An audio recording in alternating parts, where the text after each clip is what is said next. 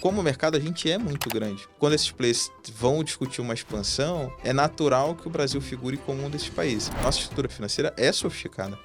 Ela é muito melhor do que em muitos outros países que a gente tem aí. O Pix virou um grande vendedor no final, né? Porque o Pix é um case tão importante globalmente, eles não sabem como funciona, certo? Eles não entendem a dinâmica do que é a chave, a dinâmica de pagamento, a jornada de pagamento. Mas o benefício tão forte é que eles já chegam aqui e falam, puta, vamos entrar e quero fazer com o Pix. A junção desse tema do EFX com o Pix foi o que na prática viabilizou se comprar em alguns desses marketplaces internacionais. Você não precisa ter o conhecimento de um pagamento internacional para você ter acesso a um produto que está na China, e naturalmente esses caras começaram a entrar no Brasil e começaram a evoluir toda a parte de delivery, e agora você compra na China e é quase tão bom quanto você comprar no Brasil.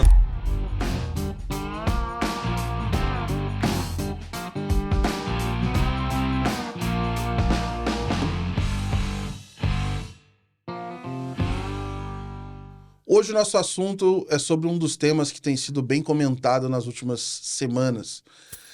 A data de gravação desse episódio é 13 de agosto, então é importante deixar datado para avisar, porque é um tema que inclusive está mudando aí semana a semana. Tem novos lançamentos, tem muita coisa interessante acontecendo e também regulações que estão sendo colocadas em prática. Hoje o nosso assunto vai ser de stablecoin e futuro dos pagamentos cross-border. Então a gente vai juntar um pouco do tema que está... dois temas que estão super em alta e como é que eles estão sendo influenciados. A gente já tem aí o Genius Act saindo lá nos Estados Unidos, tem outras conversas que estão acontecendo, e a ideia é a gente tentar entender o que é hype, o que é fato, o que está acontecendo nesse mercado, e aprender um pouquinho mais sobre pagamentos cross-border. Para a gente bater esse papo, hoje eu estou com o Pedro Guimarães, ele é CPO do Ouribank, vai contar um pouquinho do que eles estão construindo, dos produtos. Já é um conhecido também de velha data aqui nos eventos da Money 2020, então estou aproveitando também para conhecer mais esse mercado. É um prazer te receber aqui hoje, Pedro. Beleza, prazer estar aqui hoje com vocês e obrigado pelo convite. Boa. Pedro, eu gosto, antes da gente entrar diretamente no tema, entender um pouquinho da sua trajetória até olhar essa posição hoje como CPO, e imagino que também precisa de um background, de um repertório variado, porque eu imagino que as demandas também devam te exigir bastante isso no dia a dia. Então eu queria ver um pouquinho da sua trajetória antes de assumir essa posição como CPO no Ouribank. Não, beleza. Eu tô no mercado aí já deve fazer uns 15, 20 anos. Eu tenho uma formação que é um pouco diferente, na verdade eu estudei física, né? Não venho de formação nem de economia nem de administração, e acabei entrando... Vou aproveitar e tirar uma dúvida, quantos na formatura? Putz, a gente ia uma turma recorde com mais ou menos 10 pessoas. Caraca! eu tinha essa lenda na USP que, cara, ninguém se formava em física, assim, era... É complexo. Caraca, cara, parabéns, vou deixar um parabéns aqui, complexo. cara, porque não é fácil não, cara. Não, a gente formou em mais ou menos uns 10, assim, do que era mais ou menos a turma regular ali. Caramba, cara. Mas enfim, eu acabei entrando nesse mundo bancário quando eu desisti de seguir carreira acadêmica. Vim para São Paulo para trabalhar na época no Unibanco. Era um programa muito quantitativo, na verdade, voltado para modelagem e tal. E aí, uma vez que eu entrei, eu acabei indo atender a tesouraria, e aí meio que a minha vida se desenvolveu no entorno da tesouraria, assim, minha vida profissional, né? No primeiro momento como área de risco, depois eu fui para fora estudar, enfim, tive a oportunidade de fazer alguns estágios, trabalhei até na Wise na época lá um pouquinho. E depois, quando eu voltei para o Brasil, aí eu não fiquei tanto na tesouraria, eu já fui mais para esse lado de produto, mas ainda tocando nesse mundo internacional. No momento ali no Itaú BBA, eu olhava mais a parte de trade finance, empréstimos internacionais, mais nessa direção de crédito, na verdade. Depois eu fui para a tesouraria do Santander, também fazendo produtos, aí olhando para o mundo de câmbio. E aí já com uma pegada mais digital, enfim, de lançar a API, de rever toda a parte do aplicativo.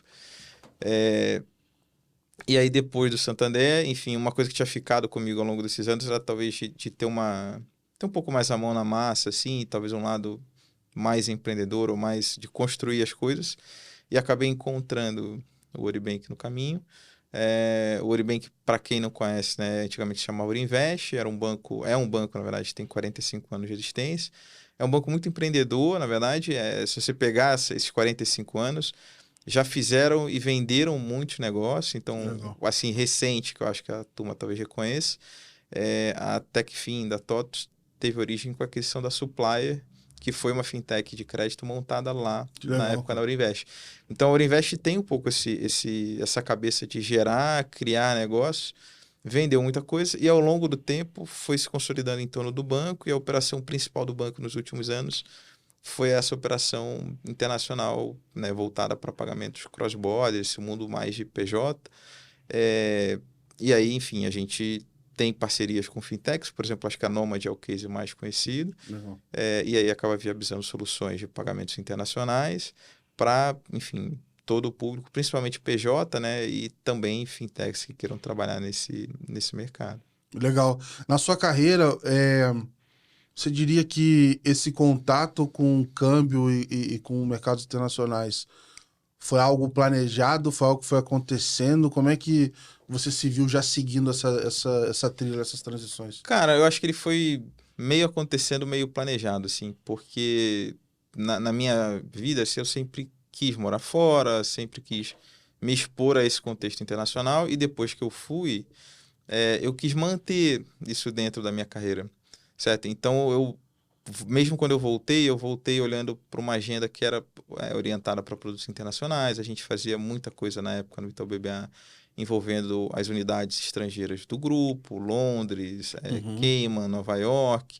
Então, apesar de eu estar num banco brasileiro, ainda tinha muita relação com o contexto de mercado internacional.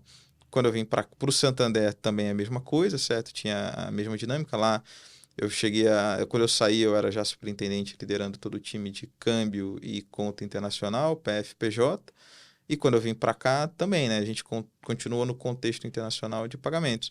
Então, foi um negócio que ele foi sendo construído muito porque, pessoalmente, eu gosto desse contexto internacional, né? E aí fui me inserindo e fui desenvolvendo a minha carreira nesse entorno. Bacana.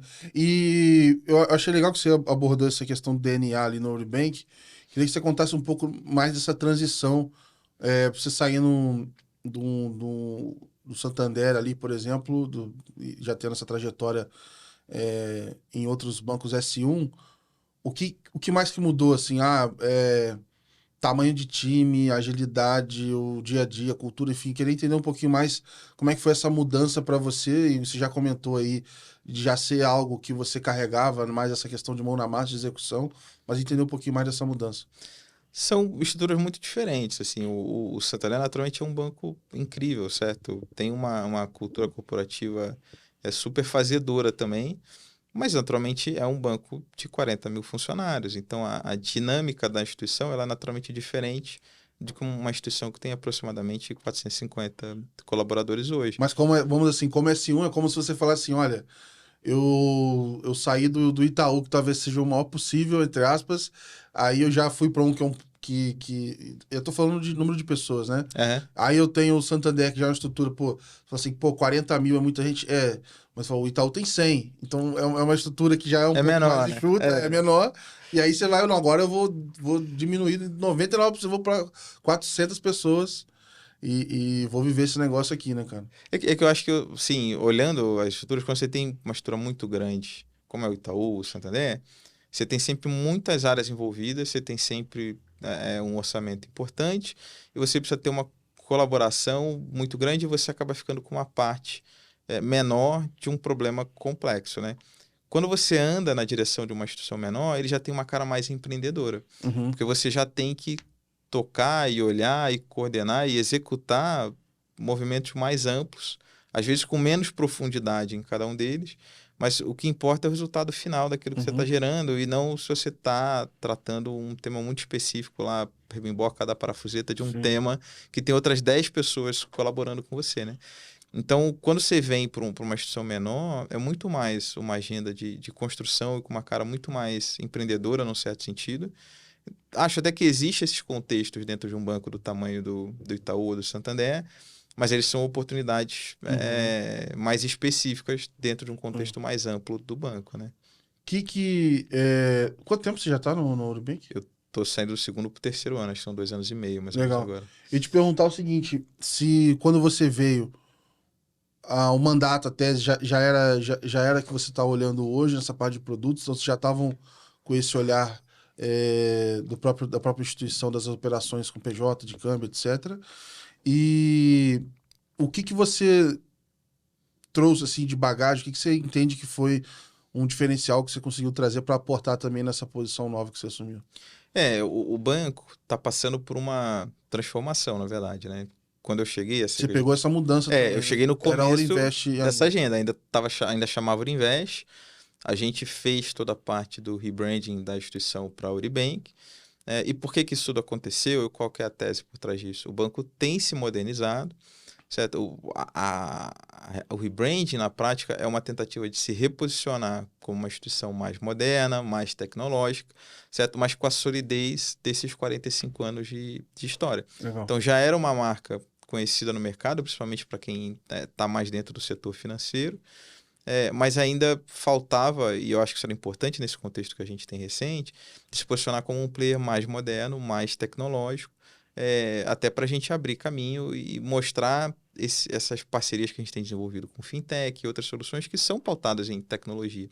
Então, quando eu vim, a ideia era ajudar a construir não só esse posicionamento novo, mas principalmente a modernizar a prateleira de produtos, certo? Da gente poder sair daquele contexto específico do câmbio e ampliar essa oferta para a gente falar não só de câmbio, mas falar de Pix, falar de conta, Banking as a Service, falar de crédito e poder crescer essa oferta e modernizar os canais do banco. Então, dar um turbo ali na parte do Banking as a Service, trazer novos canais para interação com os parceiros. A gente hoje tem a maior rede de parceiros correspondentes cambiais no mercado, são mais de 700 correspondentes cambiais trabalhando com o banco.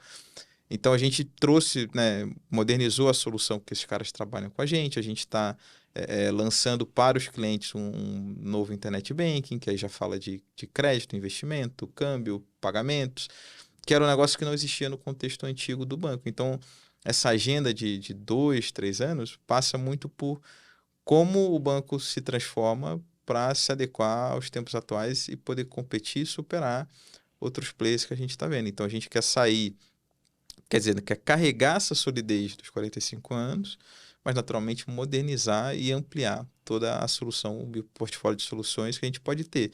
E como a gente já tem uma base de clientes grandes que veio desse contexto internacional, tem um case muito forte de PJ e de como a gente consegue ampliar a oferta de produto e ampliar o relacionamento que a gente tem com essas PJs que já trabalham com o banco, mas num contexto de câmbio, principalmente, e pagamentos internacionais. Mas como ele já é cliente, naturalmente isso tem uma tese de que a gente consegue aumentar a penetração, a oferta, ajudar eles de outras maneiras, com um custo de aquisição de cliente provavelmente mais baixo do que seria se a gente botasse um banco no mercado do nada, né?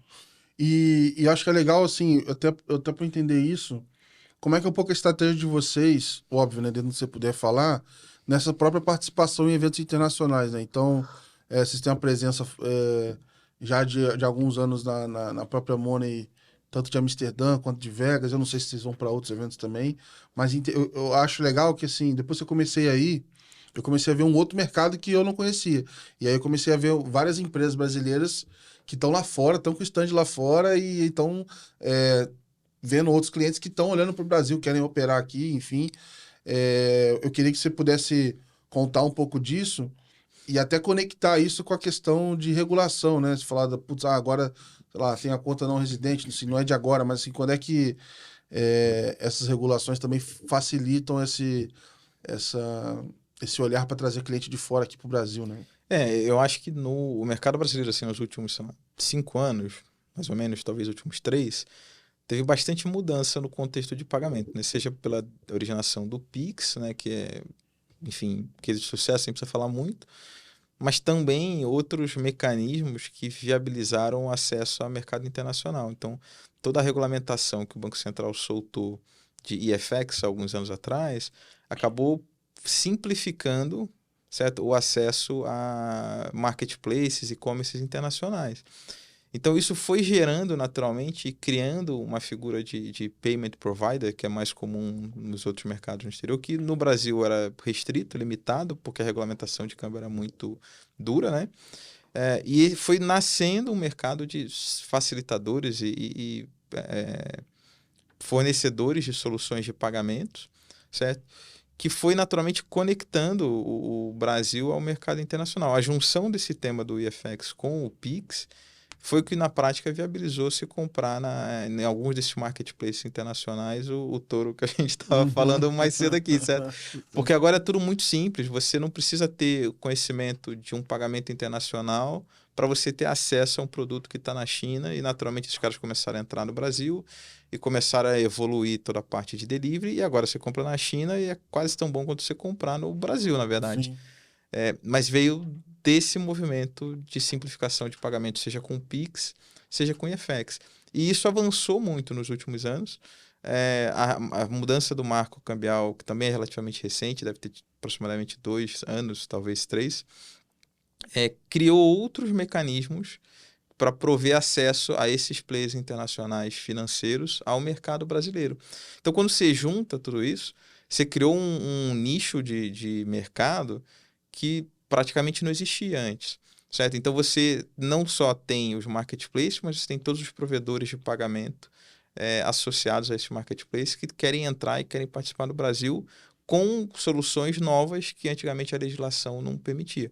Então, tudo isso cria uma demanda desses players internacionais pelo país. E a gente entra, né, uma das soluções, né, a gente faz outras coisas também, mas uma das coisas que a gente tem explorado muito nas feiras quando a gente vai para a Money e outros eventos é vender essas soluções de Brasil para esses players estrangeiros que querem acessar o mercado local. Então, a gente vende solução de Pix, boleto, de maneira geral, o que a gente chama de collection e payout no mercado brasileiro para players internacionais, inclusive com soluções como a conta de não residente, que dá muito mais acesso a esse cara ao mercado brasileiro, ele passa a ter muito mais controle, deixa uma operação mais eficiente. Então a gente vai para as feiras muito olhando para esse público, né? O público estrangeiro que quer participar de toda dessa transformação / revolução do mercado de pagamentos brasileiro.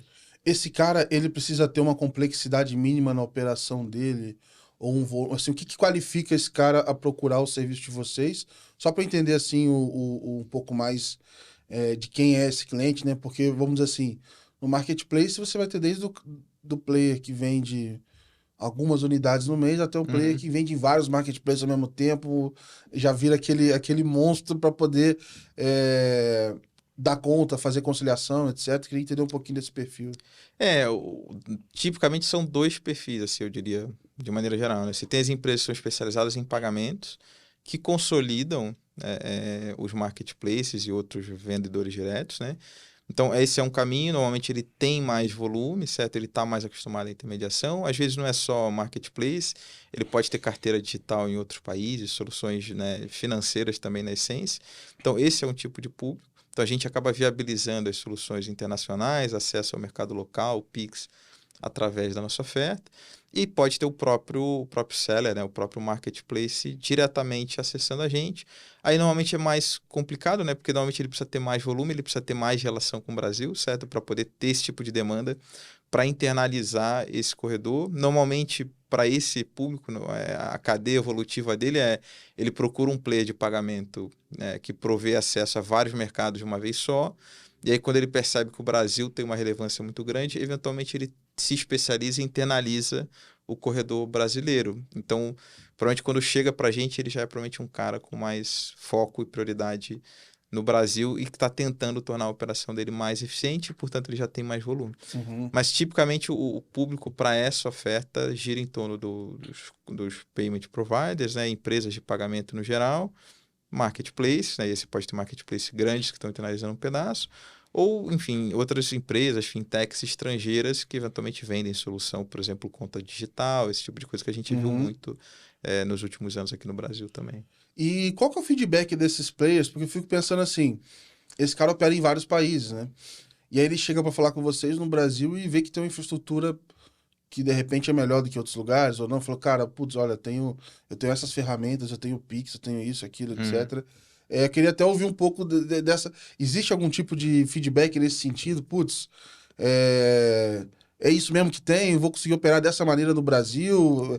Porque eu fico imaginando que a operação dele deve ter diferença de país para país ali do que ele Tem. consegue fazer, tempo e etc. Né? Não, isso é verdade, tem mesmo. Mas a verdade é que o Pix virou um grande vendedor no final, né? Porque o Pix é um case tão importante globalmente que tipicamente quando eles já chegam aqui, eles não sabem como funciona, Uhum. certo? Tipicamente eles não entendem a dinâmica, né? Do que é a chave, a dinâmica de pagamento, a jornada de pagamento. Mas o benefício é Eles tão não entendem forte isso. que... Mas o benefício tão forte é que eles já chegam aqui e falam, puta, vamos entrar e Legal, quero fazer legal. com Pix.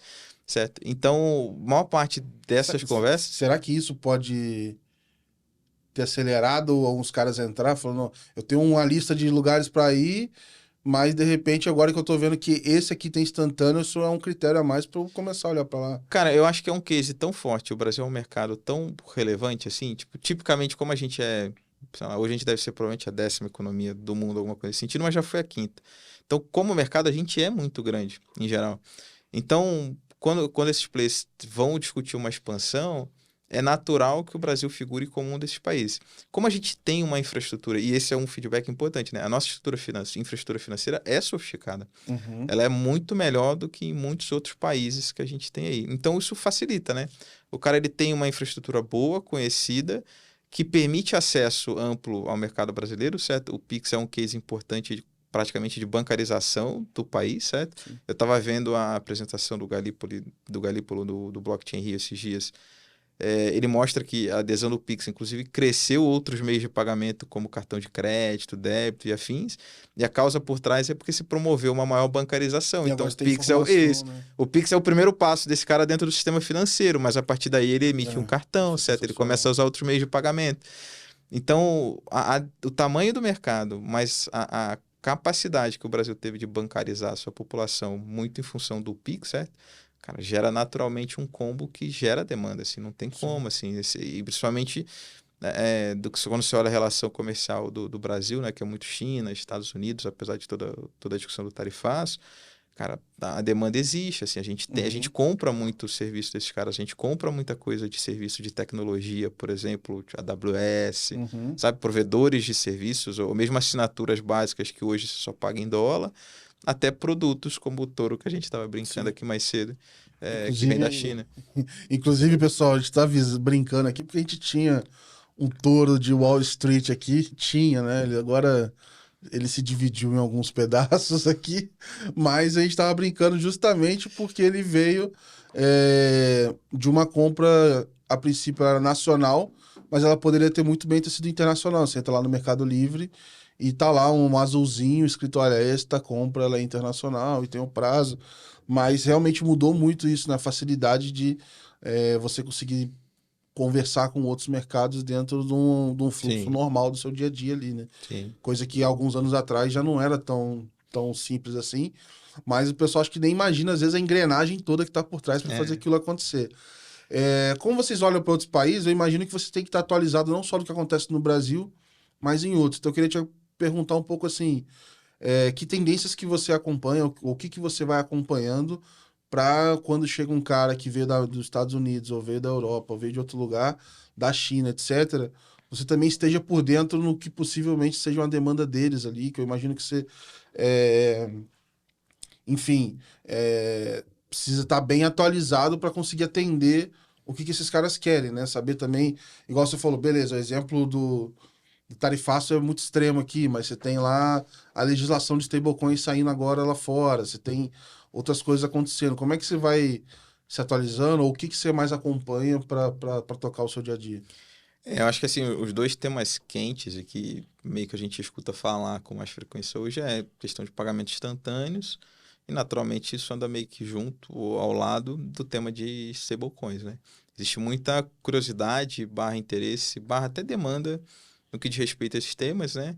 É, a instantaneidade, o Pix acaba sendo o grande motor e aí naturalmente a curiosidade é mais como isso se insere aqui.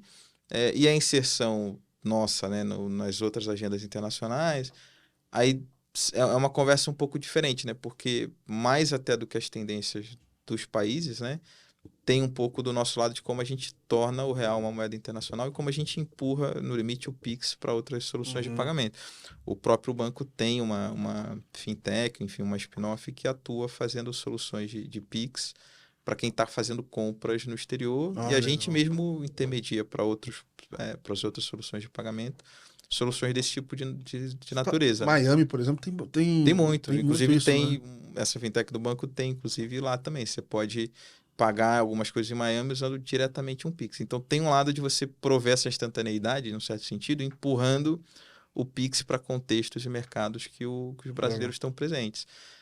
E, naturalmente, tem outras infraestruturas locais, mas elas ainda não têm o mesmo nível de maturidade que o Pix. Se você pegar... E nem sei se vai ter, na verdade. Assim, o FedNow, por exemplo, que é um case importante nos Estados Unidos, demorou anos para nascer, está nascendo agora, mas ele não tem a mesma profundidade no mercado que o Banco Central acabou impondo na criação do Pix aqui.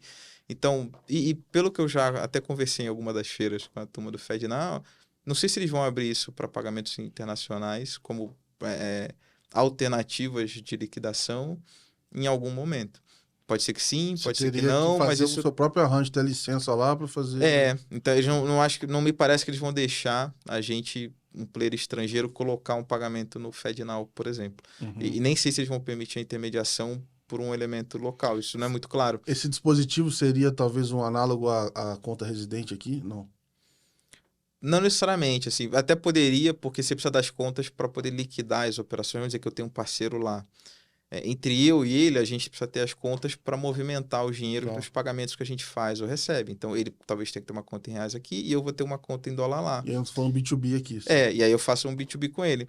E aí, quando eu fizer um pagamento, talvez ele possa colocar nesse arranjo o pagamento dentro do FedNow. Mas mesmo isso não é muito claro. Por exemplo, se você comparar na Europa, a Europa ele já tem uma clearing de pagamentos instantâneos, mas ele separa de maneira muito clara o que é pagamento europeu do que é o que eles chamam de one leg out, que é o pagamento originado fora do mercado europeu. Então, e isso é uma discussão eterna, porque as fintechs que são mais tomadoras de risco, eventualmente processam esse pagamento dentro da Câmara, e as instituições bancárias mais tradicionais ficam mais preocupadas de colocar esse pagamento dentro da câmera sem fazer a identificação de que ele é um one leg out. E quando ele é um one leg out, e esse é um ponto importante, os bancos também podem cobrar por esse pagamento. Quando ele é um pagamento europeu, a cobrança é diferente e é muito menor. Então é mais caro. Então existe naturalmente uma proteção para que esses bancos e instituições mais tradicionais cobrem esse pagamento e sejam remunerados pelo que vem de fora, certo? E as fintechs eventualmente ficam esticando a corda, estressando esse entorno, processando e usando a clearing local sem necessariamente tratar isso como se fosse esse pagamento vindo de fora. Mas isso é uma discussão regulatória eterna dentro do contexto da clearing europeia. Então, pode ser que aconteça nos Estados Unidos igual? Pode ser. A gente vai ter que esperar andar para ver como isso se desenvolve lá. O impacto, além de custo, também tem tempo, disponibilidade também. O que mais impacta, além de custo? Acho que tempo e disponibilidade, todas elas caminham para ter uma agenda 24/7, assim, na verdade. Aí talvez tenha algumas limitações de valor, de pagamento e outros mecanismos de segurança. E é isso que talvez, de uma certa maneira, ainda tenha... Não vou dizer que é só isso, mas isso também contribui para você olhar para stablecoin, né? Porque stablecoin é um mercado que não tem todo esse tipo de controle, 24/7. Ele é instantâneo, ele depende menos da pauta regulatória, quer dizer, depende, mas ao mesmo tempo ele é uma iniciativa feita... e a regulamentação tem que meio que correr atrás, né? Diferente dessas clearings locais, tipo FedNow, CEPA e tudo mais, que é promovido pela regulamentação para tentar fomentar esse mercado. Não vamos chegar nisso, mas eu queria aproveitar para a gente desenhar o trilho do pagamento tradicional, vamos dizer assim.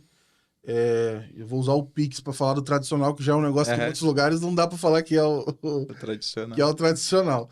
Mas para eu desenhar esse fluxo, depois a gente tentar pensar o que é stablecoin, etc., e pensar onde é que ela entraria nesse desenho.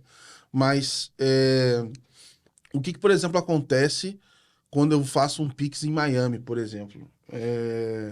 O que está por trás disso? Na hora que eu estou fazendo aquele QR Code, na verdade, esse QR Code ele tá chamando a operação inteirinha no Brasil e depois isso é liquidado pro cara lá. Queria tentar desenhar um pouco desse fluxo, assim. O que acontece assim, quando você vai ter uma solução dessa de pagamento, tipicamente você tem um cara que processa esse pagamento no meio do caminho.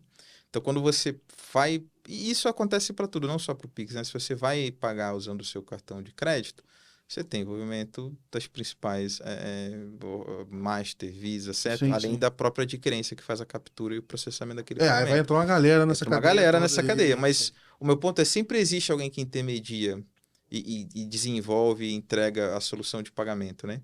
No contexto do Pix não é diferente, né?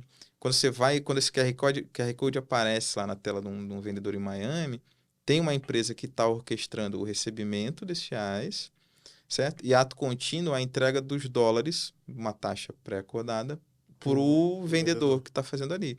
Pode entregar na hora, pode entregar no dia seguinte, aí depende um pouco do arranjo. Mas o que o Pix acaba entregando, e que é uma novidade assim no contexto amplo, é porque como ele é instantâneo, você consegue fazer o reconhecimento do crédito imediatamente. Legal. Então, vamos dizer assim, muito possivelmente, se fosse um TED, essa operação já não seria tão interessante. Porque você imagina, talvez o TED tipicamente é muito rápido, mas em geral alguns minutos, né? Então, você imagina você tá na loja esperando a confirmação por, sei lá, 5, 10 minutos, que talvez demore até mais, né? Em tese, a TED pode demorar até mais do que isso. Porque assim, vamos lá, ele tem que ter uma operação onde o Pix sai de uma conta para o pagamento sai de uma conta para outra, sei lá, no Brasil aqui, dando esse exemplo, e ainda tem o tempo desse intermediário, beleza, confirmar isso e e mover os fundos ali no país de origem onde está acontecendo a transação. Isso, pensa assim, né? Na verdade, quando o cara coloca lá na maquininha o QR Code, tem esse intermediário que tem uma conta em reais no Brasil, certo? E aí o que acontece? Você que está pagando aquele Pix, você está pagando reais para esse intermediário. No Brasil. No Brasil. Sim. Esse intermediário reconhece... O IOF, por exemplo... Vai ter o IOF pela dinâmica regulatória envolvida para você tirar o dinheiro daqui e, na prática, entregar para o vendedor no exterior. Mas eu digo assim, né, o IOF ele entra na segunda parte, né? Assim, na primeira parte de quando ele está saindo direto da minha conta para a conta desse player no Brasil, em teoria não teria. Tem modelos e modelos. Tá. Você pode ter durante, ou se você talvez usar uma conta de residente, você tira só no evento do pagamento lá fora. Tá.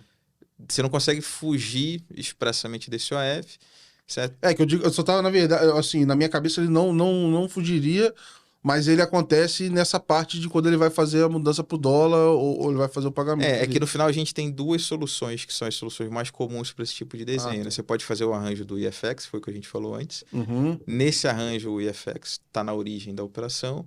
Tá. Ou você pode fazer o arranjo via uma conta de não residente.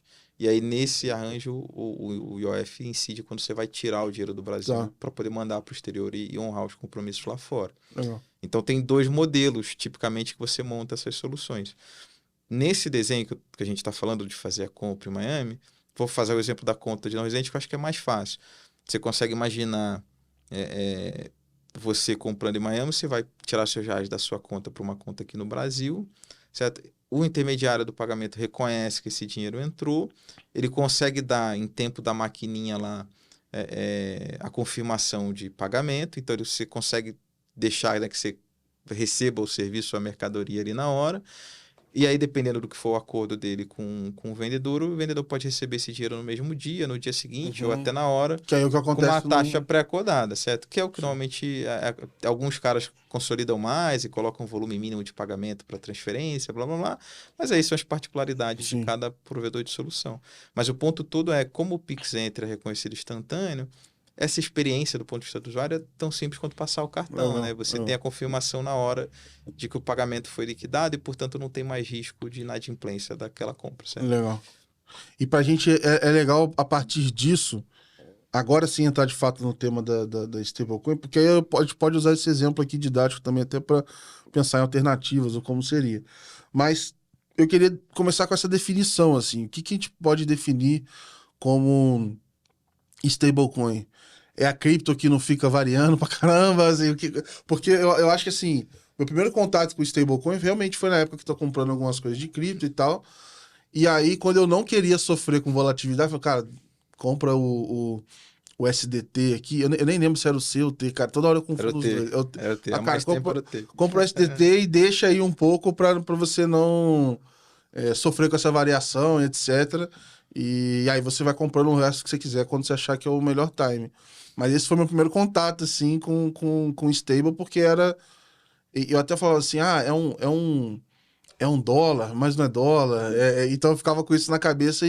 E agora, como o tema voltou a ficar em alta, que eu fui ler mais algumas coisas para entender que antes da legislação, alguns já tinham, enfim, mais dispositivos de segurança e de lastro do que outros e tal. Mas eu queria entender de vocês, assim, qual que é essa definição de stablecoin, assim? Na essência, assim, sem ser muito purista, o stablecoin, na verdade, ele é um ativo digital, né? Então tem todo o registro lá em blockchain, mas está lastreado no valor de uma moeda física. Então, condição ideal de temperatura e pressão, né? Ele deveria ter saldo equivalente na moeda para que se garanta que esse ativo virtual tenha lastro.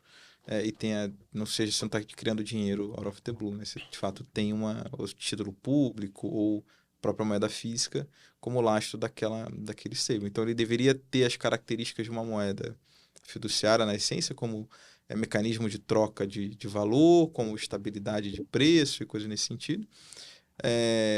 E aí, enfim, naturalmente, ele... O lastro é o que trava o valor dele, né? Porque na prática ninguém vai pagar $2 por um negócio que vale um dólar, certo? Então ele tem que preencher, na verdade... Se isso acontecer, não estão ferrados. Mas o que é importante é que você não pode criar valor, né? Assim, se eu... No final do dia, se eu falasse, ó, eu vou emitir 1 milhão de USDT, por exemplo, ou USDX, não importa, vamos criar uma agora. Mas que eu só tenho $500 mil, eu estou criando alavancagem, né? Que é um outro tipo de problema, né? Se todo mundo me der um callback nesse dinheiro, eu não tenho para entregar de volta o dinheiro para todo mundo. E tem essa possibilidade na stable, né? Pelo menos eu tava lendo que falou assim, olha, se eu quiser trocar isso aqui em algum momento pelo meu dólar, eu poderia em algum momento fazer isso, né? Isso tudo está meio que sendo construído agora, na verdade. À medida que a regulamentação sai, essas coisas deixam de ser menos lei da selva, né? E assim, há um tempo atrás, enfim, uma dessas teve bastante discussão se ela tinha todo o lastro relativo a todo o montante que ele tem tradeado no mercado. Uhum. Enfim, depois de algum momento até eles publicaram mais auditoria sobre o tema, tal, acho que apaziguou um pouco. Que ficava a critério assim, beleza, a gente lançou a nossa daqui, Isso. A gente que quer criar auditoria, a gente que vai fazer, vamos assim, nós que vamos investir em provar que nós somos mais seguros e confiáveis do que... Mas assim, eu poderia não fazer nada disso... E aí você vai ter uma eterna dúvida sobre a credibilidade, né? Que é o ponto importante, né?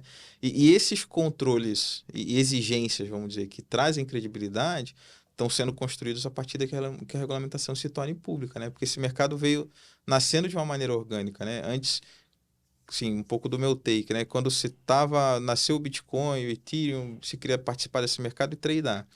Você fazer o que a gente chama de on-ramp ou off-ramp, que é trocar a moeda fiduciária por moeda digital, sempre foi um processo complexo. No início, você tinha pouca gente que viabilizava esses caminhos. Então, naturalmente, quando você entrava e comprava Bitcoin, você não ficava entrando e saindo, porque isso era sempre um processo que você não tinha muitas portas para navegar. De segurança ali. Isso.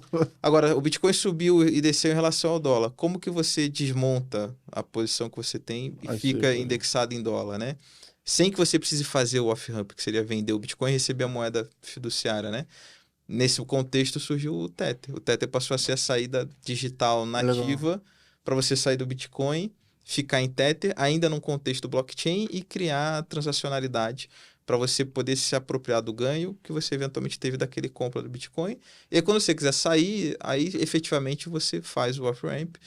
Mas, enfim, a limitação que tinha, provavelmente, nesses acessos, naturalmente acabou gerando a demanda por um produto digital. O que, no final do dia, a evolução disso é você criar a moeda digital nativa, on-chain, certo? Para poder viabilizar essa troca rápida, instantânea, que é um pouco do que essas soluções Tether acabam fazendo. Mas isso foi nascendo de maneira orgânica, né? Sem ter a regulamentação, não existe clareza de que, por exemplo, essas entidades tinham lastro, de fato, para toda aquela moeda digital que estava em circulação. Quer dizer que se em algum momento você falasse, eu quero meu dinheiro de volta, quem que garante de que existe um dinheiro de volta ali, né? Enfim, naturalmente a pressão que o próprio mercado levou esses caras a serem mais transparentes. Outros caras nasceram com o discurso de transparência, certo? E tentaram capitalizar em cima disso no contexto de mercado. E agora a regulamentação começa a impor essas coisas. Então, se você pegar o Genius Act, que foi aprovado recentemente, ele define a stablecoin como sendo indexado 1 para 1.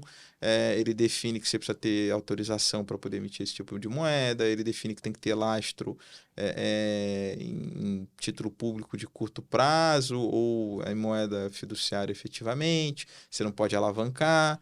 Certo? Tem mecanismos de proteção ao consumidor, ele define a obrigatoriedade de você poder fazer a conversão de volta se você quiser. Então, mas tudo é super recente, faz tipo um mês e tudo isso. Sim. Certo? Até então, isso tudo foi construído da própria pressão e das demandas do mercado, né? E é uma espécie, fazendo um paralelo, de uma construção de bancos, assim, fazendo um paralelo. Porque esse desafio de, olha, as pessoas não podem ir lá e sacar tudo de uma vez, ou você tem que entender como é que isso aconteceria, é o que acontece no banco, né? E aí o banco tem a regulação dele, tem que cumprir lá a Basileia, tem que cumprir não sei o quê, enfim, ele pode se alavancar, mas ele tem limites, tem o que ele pode fazer, né? Por isso que o cara que emite stablecoin, a grande pergunta é se ele tinha de fato aquele lastro, né? Porque se não tem, ele cria alavancagem, e se ele tem alavancagem, ele entrou no cenário de perspectiva de risco do emissor da moeda digital. Sim. Que é o que na prática você não quer, né? Certo? Quando você está comprando aquela moeda digital, você espera que ela seja líquida, solvente. Você não quer. Eu sei que na prática, provavelmente no comecinho, ninguém pensava nisso de maneira tão ortodoxa, tão cartesiana. Mas implicitamente você não quer correr o risco do emissor daquela moeda digital, né? Sim. Você quer a segurança de ter uma reserva financeira daquela moeda que ele está dizendo que tem. Exatamente, mas aquilo só é garantido se ele tiver aquela moeda, né? Isso, é isso. Se ele não tem aquela moeda, não tem nenhuma garantia de que você recebe aquilo. Se aquilo se torna público, se você descobre que para cada $1.000 ele só tinha 200, todo mundo vai arrancar. O preço sai de 1 para 20 centavos, entendeu? Sim. Porque ninguém vai vender certo, a 1 o que ele só tem respaldo para 200. Sim. Mas isso tudo, de novo, o mercado foi construindo e pressionando, outros caras surgiram a partir vendendo essa proposta de transparência, e agora a regulamentação torna isso tudo mais previsível, certo? E seguro para todas as partes. Né? Agora, como é que esses caras fazem dinheiro? Ou como é que... Porque eu também eu vi muito que tem operações de stablecoin que estavam dando muita grana, que movimentava grana pra caramba e tal. Se ele tá de 1 para 1, ele ganha com float? Ganha com float, como é que funciona isso? Pensa assim, né? Se ele emite as moedas, né? Ele recebe, né, o dinheiro na origem ali, né? Então, receba a moeda fiduciária, emite uma moeda que tem valor 1. Essa moeda, ela não altera em relação ao valor da paridade da moeda original do lastro, então você não remunera esse ativo com juros e coisa do tipo. Mas o dinheiro que originalmente eu recebi, eu pego e aplico todo, por exemplo, numa treasury americana, então você que rende juros, certo? Sim, você vira um fundo gigantesco, dependendo do tamanho que for a sua potencialmente stablecoin, e com equipes pequenas, dado que alguns têm anunciado e falam assim, cara, talvez, eu não lembro qual foi a chamada, mas acho que a empresa de maior lucro por funcionário é possível. É possível, assim, enfim, os caras nasceram num timing muito bom, né? Nasceram quase que organicamente de toda essa discussão de Bitcoin. E agora, enfim, a gente tem outras soluções diferentes que talvez tenham mais clareza, assim. Mas a essência disso é a remuneração do dinheiro parado, né? E aí, naturalmente, os custos deveriam estar muito mais voltados à segurança, auditoria, tecnologia, certo? Mas ainda assim, essa conta é muito positiva, né? Então, assim, vamos lá. Ela então nasce como um ponto ali de segurança de quem não queria fazer o off-ramp, mas queria sair de uma posição que ele montou em alguma cripto, etc. Só que, à medida que isso vai evoluindo, as pessoas começam a dar outros usos para stablecoin, né? Eu queria explorar um pouco isso com você. Aonde mais isso está sendo usado, já que o custo de transação ele pode ter diminuído, enfim, aonde mais se aplica, que outras dores a stablecoin pode resolver? Eu acho que, ao longo do tempo, isso veio procurando, e acho que esse foi um case, assim, de blockchain no geral, né? Eles foram procurando aplicações da tecnologia, né? Então, o blockchain, em algum momento, encontrou um caminho de tokenização de ativos e coisas que tragam mais liquidez para você transacionar e tudo mais. A stablecoin acho que começou um pouco como sendo a saída e a simplicidade e a facilidade do trade de Bitcoin. E no tempo, naturalmente as pessoas começaram a olhar isso para o contexto de pagamentos internacionais, né? A gente tem sorte de ter o Pix aqui, mas nem todo mundo tem, né?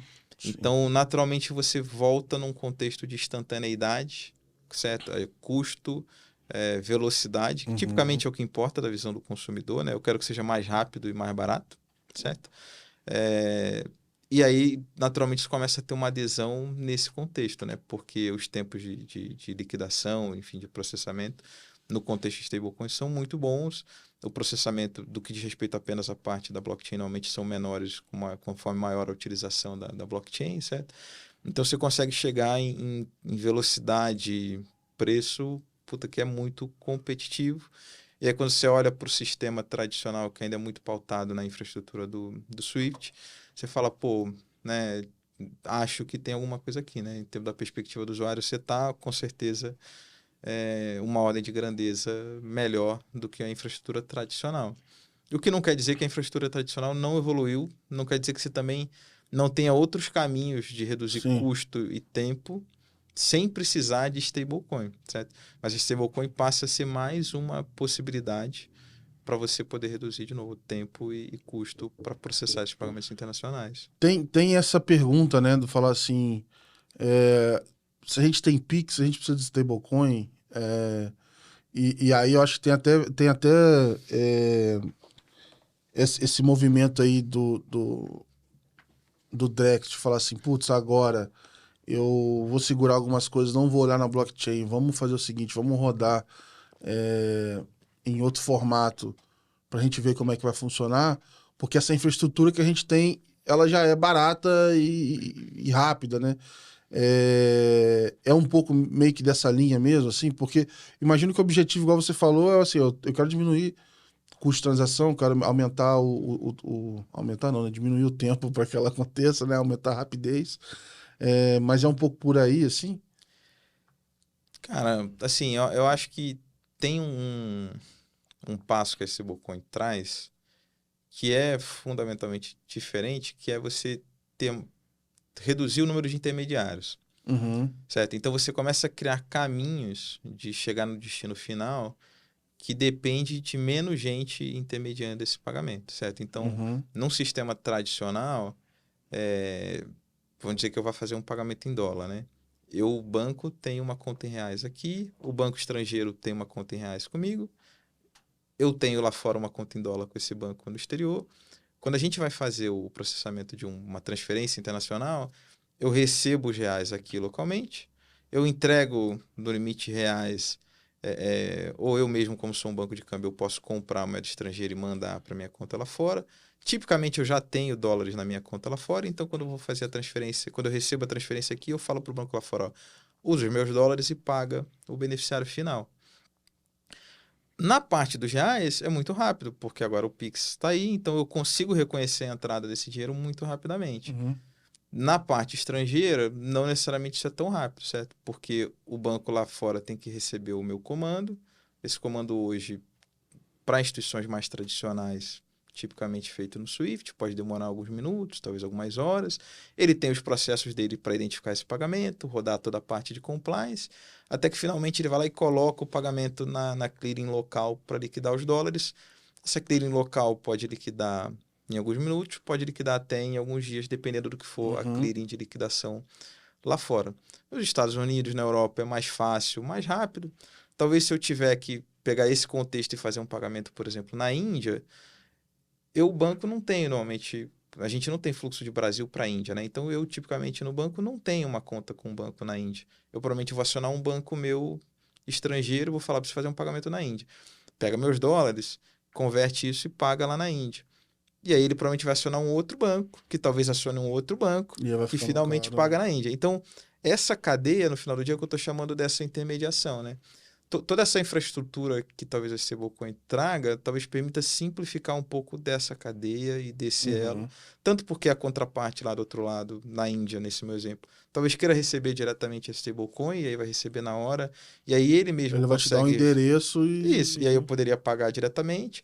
ou eu consigo, talvez com alguma parceria, alguma exchange, alguma outra solução local, diretamente criar um caminho para fazer o off-ramp disso e entregar lá fora, talvez com menos etapas. E aí isso naturalmente traria mais velocidade na liquidação. O desafio fica, a partir daí o desafio fica talvez nos pontos de KYC, porque eu imagino que assim, é uma estrutura que hoje elas têm muito intermediário, mas vamos dizer assim, ela também foi construída uma série de dispositivos, né, de PLD, enfim, etc. E que talvez, como é que a gente transporta todos esses elementos que são importantes, né, para dentro desse universo onde a gente usa o dispositivo da stablecoin.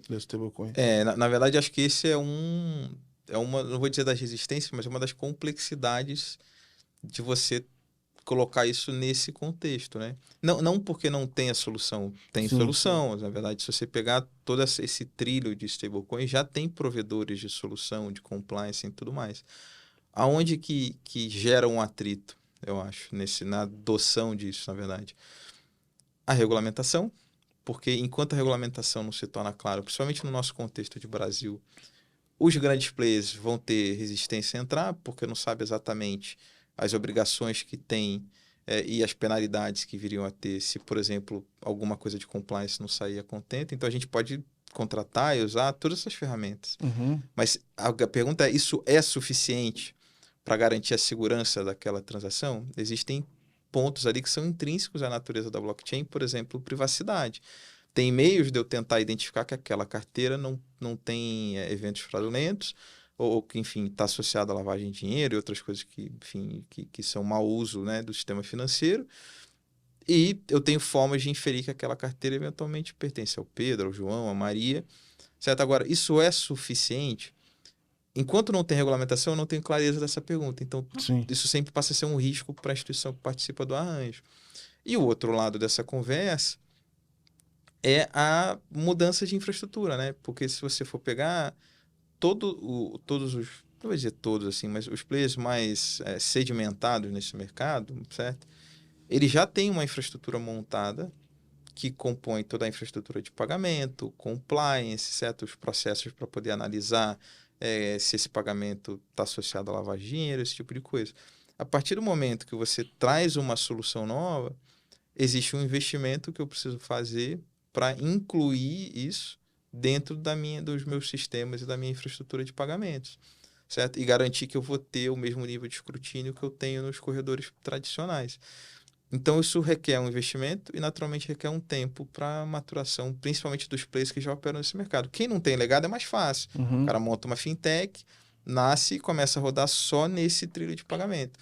Mas para quem já tem uma infraestrutura montada, que já está compliant com a regulamentação, que já traz todos esses controles, existe um investimento para você estar pronto para isso. E não, assim, e aí, de novo, cada banco é um banco, cada banco tem o seu legado e cada banco vai fazer isso mais rápido ou mais devagar. A gente, por exemplo, no caso do Oribank, já é mais flexível, não tanto pelo tema das stables, porque a gente tem a mesma preocupação de regulamentação que eu descrevi aqui, mas a gente, por exemplo, tem vários parceiros que que a gente trabalha não via Swift, mas trabalha via API, por exemplo. Sim.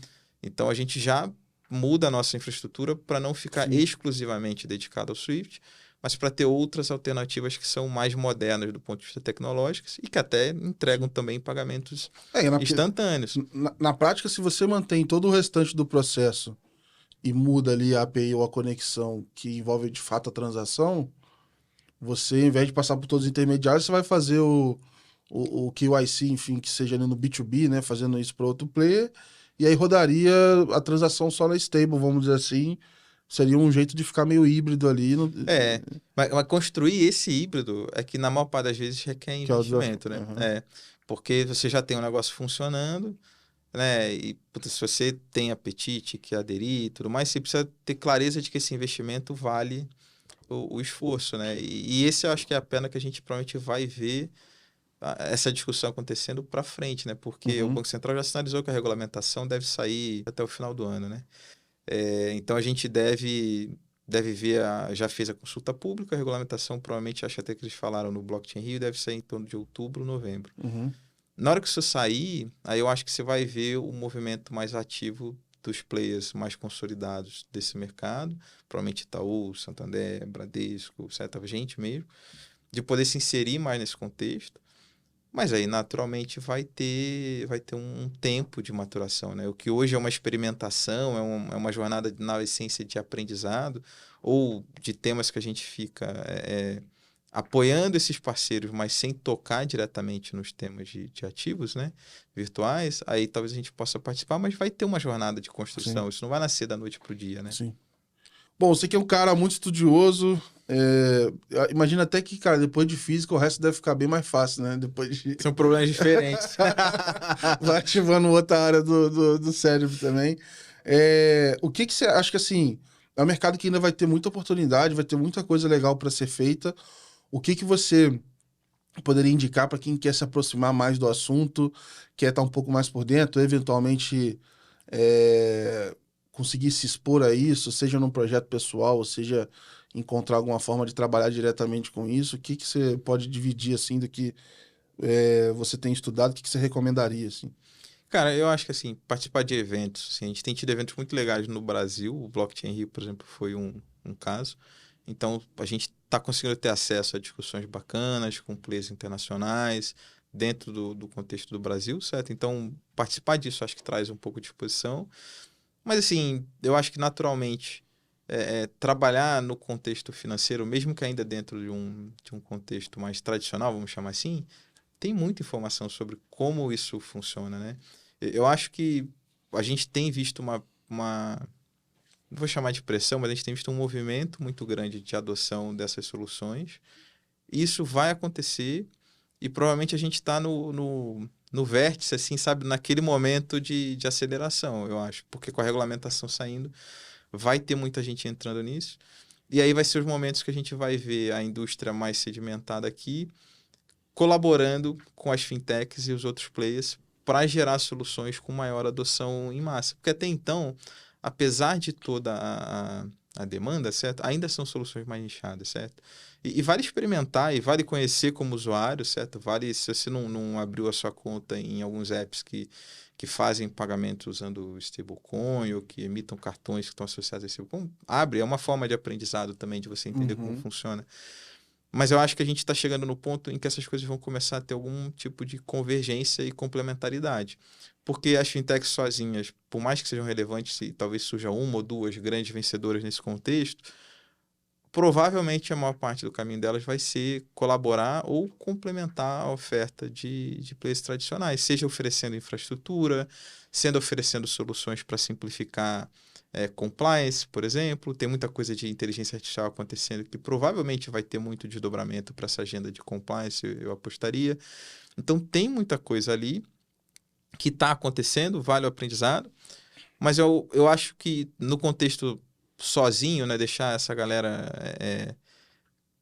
trabalhando no mercado, de novo, vai surgir um ou dois grandes vencedores, talvez com soluções mais proprietárias e com uma adesão muito grande, mas eu acho que muitos desses caras vão acabar achando um casamento com um player tradicional, seja porque ele vai fazer o last mile de um pagamento, certo? Seja porque ele vai prover infraestrutura, sabe? E vai acabar complementando os pontos que as instituições mais sedimentadas nesse mercado de transferência internacional precisam para poder chegar na utilização da stablecoin. E isso tudo provavelmente vai acontecer agora com a regulamentação brasileira se tornando pública, né? Eu acho que já deve ter, eu só não tenho conhecimento, mas essas construções em cima de redes que já são vencedoras, né?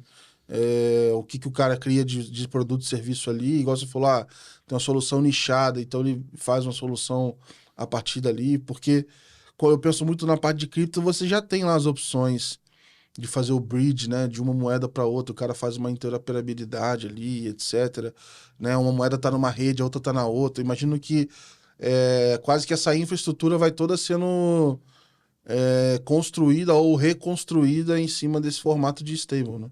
Sim, eu acho que sim. E ao mesmo tempo, como você tem, se você for ver, o mercado ele ainda é muito concentrado na mão dos players tradicionais. E mais do que dos players, se você pegar especificamente no Brasil, né? O top 5 dos bancos que fazem câmbio no Brasil, pagamentos internacionais, consolida, eu diria que uns 80% do mercado de câmbio. A ordem de grandeza é mais ou menos essa. Se não for 80, Caramba. sei lá, 75, 70. Esse número até diminuiu um pouco nos últimos anos. Acho até em função do trabalho bacana que o Banco Central fez. Mas ainda é muito concentrado. Assim, o top 5, top 10 é muito representativo. Uhum. E é um mercado muito grande. Então, não quer dizer que as fintechs não vão crescer, não vão ganhar dinheiro e não vão achar seus nichos e seus espaços. Com certeza vão. Mas a verdade é que esse mercado está na mão dos principais players de câmbio do Brasil. Então, puta, a minha expectativa é que provavelmente a gente vai achar uma convergência e uma complementaridade. Certo? A partir do momento que os grandes bancos entrarem e começarem a olhar para esses fluxos que hoje passam nos movimentos tradicionais, o que vai acabar acontecendo é que esses bancos não vão substituir. Assim, eu acho improvável que vai ser uma substituição direta, de ligar um, liga o outro. Uhum. O que vai acabar acontecendo é você vai adicionando rails de pagamento. Legal. Inclusive stablecoin. E quando você for fazer um pagamento, você vai procurar o rail mais eficiente para aquele pagamento. Em muitos cenários vai ser stable, talvez não em todos, certo? Os próprios clientes podem ter demandas diferentes. Talvez o cliente não queira que seja instantâneo. A gente discute muito a instantaneidade, o que faz muito sentido para a gente, pessoa física, viajando, a nossa carteira. Mas o cara que de repente vai pagar a importação de alguns bilhões, talvez ele queira ter um dia para dar um callback naquele pagamento, porque eventualmente alguma coisa não está de acordo com o que ele esperava.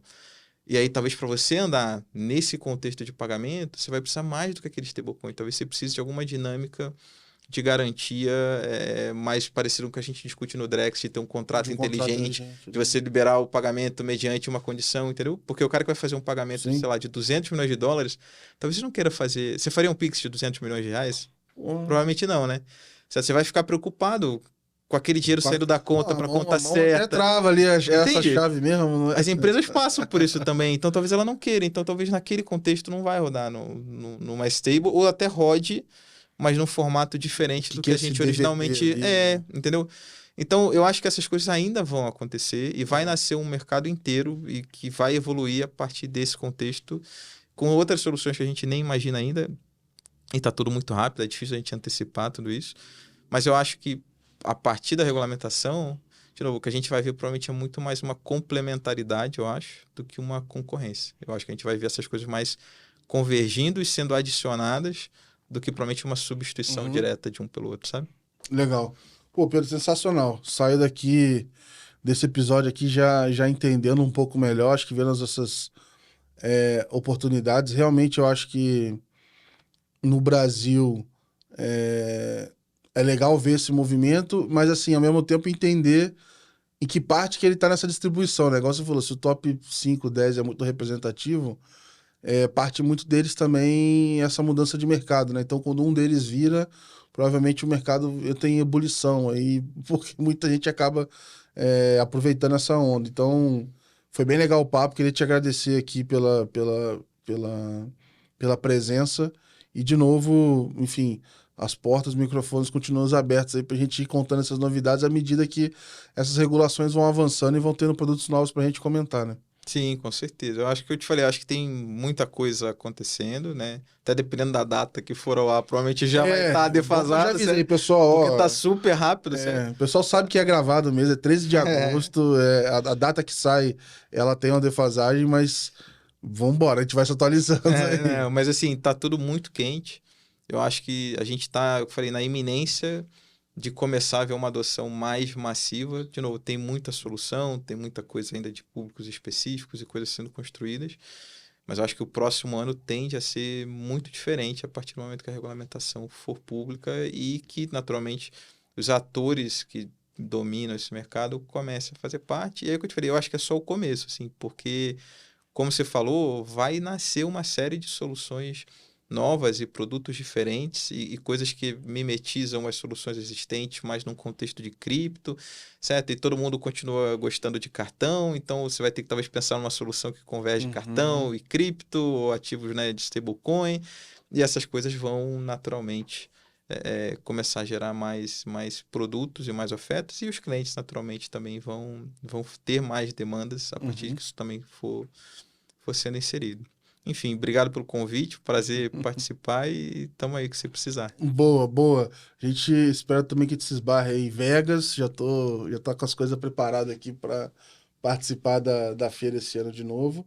E uma das trilhas que com certeza eu tô aguardando é a de Stable, porque saindo de News Act nos Estados Unidos, etc. Eu imagino que esse troço vai estar pegando fogo lá. Esse é mais um motor importante, né? A gente falou um pouco durante a conversa, mas esse é um cara que ainda vai ter o seu impacto para acontecer também, né? Sim. Ele tem, como também foi no Brasil, né? Em certo contexto, quando, por exemplo, a gente teve um marco cambial, ele teve uma data para entrar em vigor, o Banco Central, a lei foi aprovada, o Banco Central tinha um prazo para regulamentar, e uma vez regulamentado, começou a impactar o mundo real. O Genius passa pelo mesmo processo, né? Virou uma lei, mas não tem regulamentação ainda, né?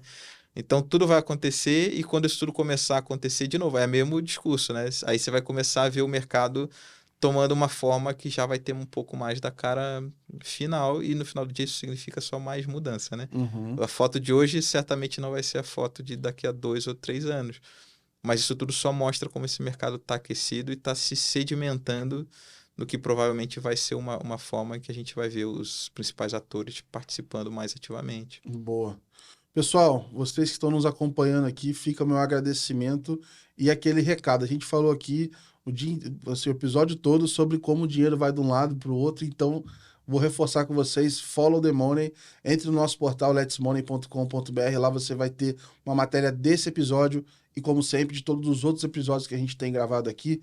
Compartilhe com o seu time, manda no Teams, manda no WhatsApp, mantém todo mundo informado, continue sabendo das principais notícias e tudo que é conhecimento na área financeira. Entra lá, letsmoney.com.br, a gente se vê no próximo episódio. Grande abraço e valeu. Tchau, tchau.